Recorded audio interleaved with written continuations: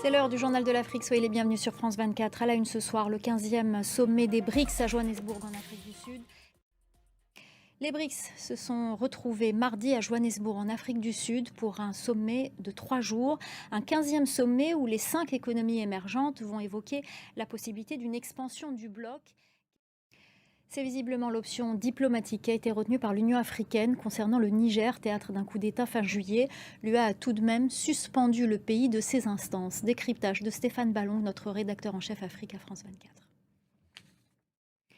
Et puis toujours au Niger, un convoi d'environ 300 camions, principalement chargés de produits alimentaires, est arrivé du Burkina Faso.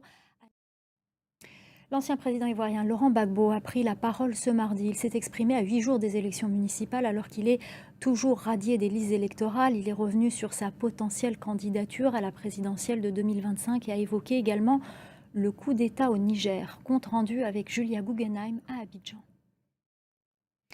Le retour de 192 migrants nigérians chez eux. Ils étaient en Libye. Les autorités libyennes les ont renvoyés dans leur pays dans le cadre d'un programme de retour volontaire en coordination avec l'Organisation internationale pour les migrations.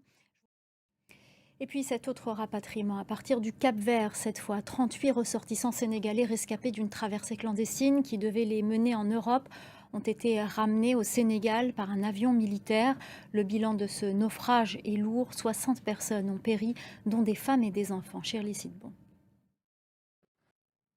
On reste au Sénégal avec cette première. Un réseau de bus 100% électriques sur voie réservée doit être lancé. On se quitte en musique et pour cela on part en Gambie où l'industrie musicale a longtemps été dominée par les hommes. Mais une jeune artiste a réussi à faire changer les mentalités. Elle s'appelle Mariama Cham et elle est l'une des nouvelles voix de la scène musicale. C'est aussi une artiste engagée. Elie Mandao, Sam Bradpis et Mbaïndir l'ont rencontrée. Reportage. Voilà, c'est la fin du journal de l'Afrique. Restez avec nous, l'info continue sur France 24.